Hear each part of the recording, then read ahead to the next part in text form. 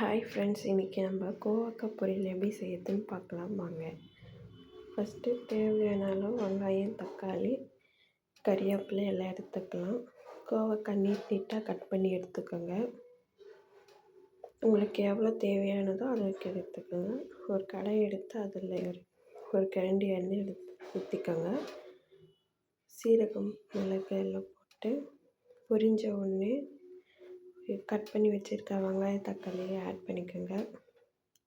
கறிவேப்பிலையும் வெங்காயம் வதக்கும் போதே போட்டுருங்க, நல்லாயிருக்கும்.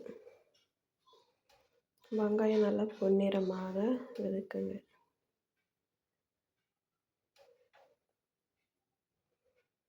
வதக்கிட்டு தக்காளி ஆட் பண்ணிக்கோங்க. கொஞ்சம் நேரம் கழித்து தக்காளி வெங்காயம் நல்லா வதங்கட்டும். வதங்கின உடனே வெங்காயம் தக்காளி வதங்கிறதுக்கு உப்பு கொஞ்சம் ஆட் பண்ணிக்கோங்க. தாளிக்கும் போதே உப்பு போட்டு வெங்காயத்தோடு இது பண்ணிங்கன்னா வெங்காயம் சீக்கிரமாக வதங்கும். அதனால் உப்பு ஆட் பண்ணிக்கோங்க.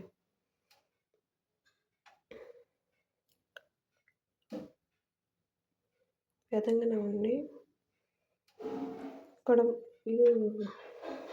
கோவக்காவை கொட்டிக்கலாம்.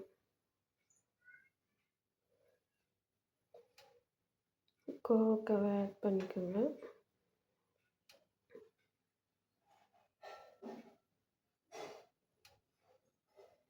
நல்லா எண்ணெயிலே கொஞ்சம் ஃப்ரை பண்ணிக்கோங்க கோவக்காவை.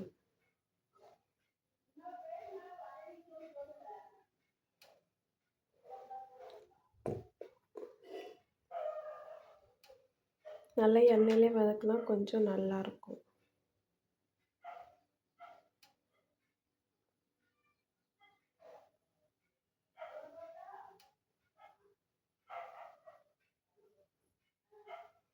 நல்லா எப்படி பாருங்க, எண்ணெயில் குக் ஆயிடுச்சுங்களா கொஞ்சம். அப்புறம் என்னென்ன ஆட் பண்ணணுமோ கொஞ்சோண்டு மஞ்சள்தூள் ஆட் பண்ணிக்கோங்க. பெருங்காயத்தூள் போட்டுக்கோங்க. பெருங்காயத்தூள் எல்லாத்துக்குமே சேர்த்துனா ரொம்ப நல்லது. தேவையான அளவு குழம்பு மிளகாய்த்தூள்.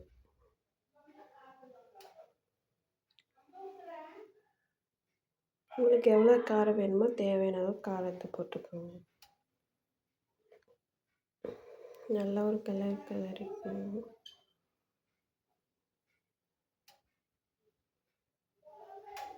ஈஸியான முறையில் கோவக்காய் பொரியல் செய்கிறதுக்கு இதாகும்.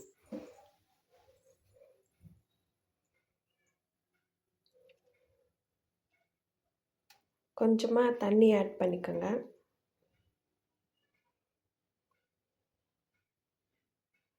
நல்லா கொதித்து வர்றது நல்லா ட்ரையான பிறகு இறக்குனா ரொம்ப சூப்பராக இருக்கும் கோவக்காய் பொரியல்.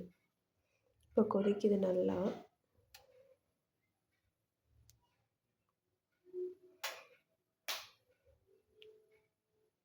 நல்லா சுண்டிடுச்சு இப்போ தண்ணி.